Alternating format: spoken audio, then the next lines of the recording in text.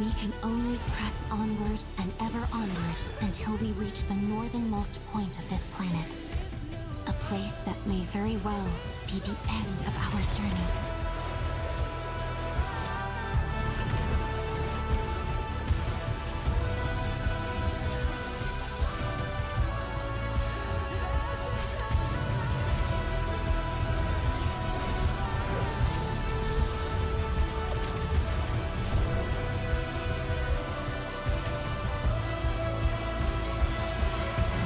Hey, my name is Stix and welcome back to your weekly dose of gacha news, gacha drama, gacha information, anything and everything concerning the gacha genre in one easily digestible format. If you haven't already, make sure you're subscribed, click the little bell notification, make sure all is selected. That way you don't miss out on anything that I post, and trust me, you're not gonna wanna. Let's go ahead and jump right in.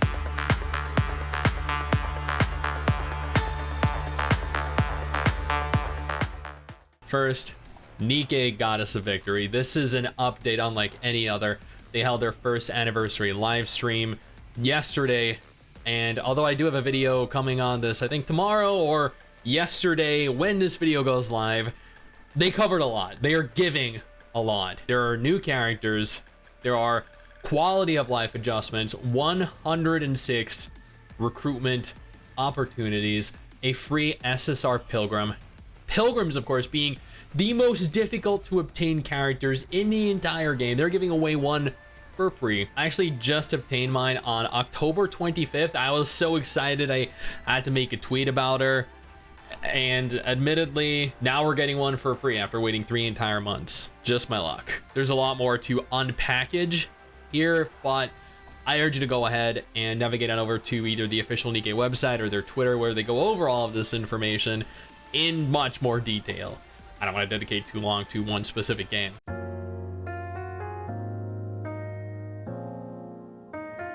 Break My Case, a brand new Husbando gacha game, has opened pre-registration. I don't typically play Husbando games because they're not my kind of game. I kind of like Nikke, Punishing Grey Raven, Azure Lane, Blue Archive. I'm sure you can understand why that is, because you probably play them as well. But if you're interested, your registration is now open and available.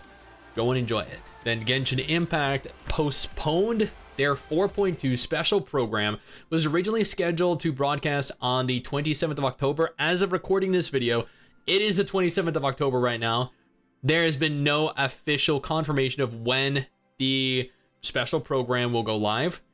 Players are upset, but I mean, there is a valid reason for it. I'm not going to go into the reason. You can look into that yourself. I mean, heck, there's literally a tweet made here, a response tweet with a little bit of information. I should go to satiating your want for information. Next, and this is the biggest reveal of literally the entire year, bigger than Project Mugen, bigger than Unending Dawn, bigger than Duet Night Abyss. And just FYI, I actually did a video on that right here. You can go ahead and click if you want to, with information, reactions to, and me eating a cupcake live. Arknights Endfield, revealed after an entire year of silence. Full gameplay for the game, combat, open world exploration, characters, movement, building and construction, cutscenes, everything you could think of, they showcased on PC, because this game is coming to PC and mobile.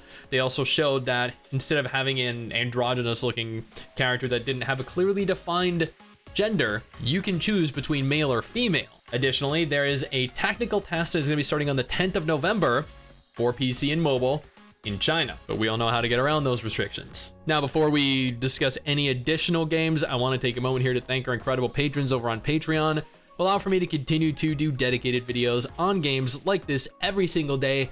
You guys are incredible. SinoAlice in Japan announced their end of service. They revealed Global would be shutting down a couple months ago due to the very, very tiny earnings. I think they were in the tens of thousands of dollars a month only. Japan was in the hundreds of thousands, significantly higher in comparison, but still much lower than a lot of successful gacha games. So it makes sense as to why this shut down, although it was quite sudden. Reverse 1999 just launched. I strongly urge you to, if you have not already, download this game. Try this game out. You need to. If you like turn-based games, if you like strong narratives, if you like great voice acting, high production value, this game right here, this game has it all. Now, it's not going to be for everyone, because I know there are people out there that are like, ew, turn-based game? No. But if you enjoy turn-based games, this game right here is worth a try. ReZero Infinity in Japan announced their end of service. They confirmed they'll be shutting down on the 16th of January, 2024. That's kind of sad. I admittedly have never played a gacha game that was a direct adaptation of an anime that turned out good, nor have I ever found one to be successful.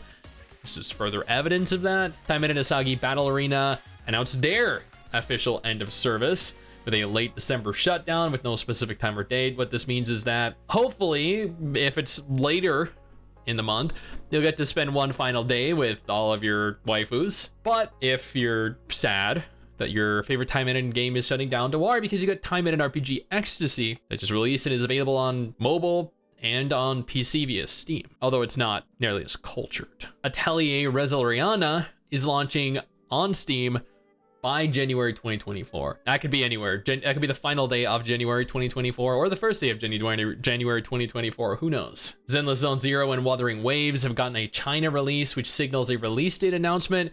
For those of you that don't know, once you obtain that license, you have roughly a year to publish your game, which means that both games should, in theory, be coming by the end of 2024, which is great news. I'll be covering this in a dedicated video in just a couple days with more details for those of you that are interested. E6 Arc of Naphistum is ending their game as well. And I mean, this was expected. I have not played an Ys gacha game or Ys mobile game. I did play the ones on console and PC, and they were relatively fun, but I know this has a very niche, very cult audience that are very interested in it, but I don't think that translated necessarily very well over to mobile. Ether Gazer has a PC client coming. You can see the mobile on the left and the PC on the right. I feel like action games like this, especially action gacha games, are not built for mobile. We have big thumbs, and it makes it difficult to see the screen properly and be effective at it. I know there are people that can be, but it's not really very common. Action games, however, on PC with a mouse and keyboard, with a joypad, with a gamepad, yeah, I feel like they play much better on console and PC. And the fact that they are finally transitioning over to a PC client, just like Punishing Grey Raven, just like Nikke, thumbs up. I appreciate that, and I'm happy that we're going to be able to play it without having to resort to using an emulator, which I don't typically like for my gacha games. And that is it. That is all of the gacha-related news, all the gacha-related drama that transpired over and that interested me in the last week or so. Now, if you haven't already, once again, subscribe to the channel, like the video, leave a comment on it. Let me know what most interested you. And if you're having fun in Reverse 1999.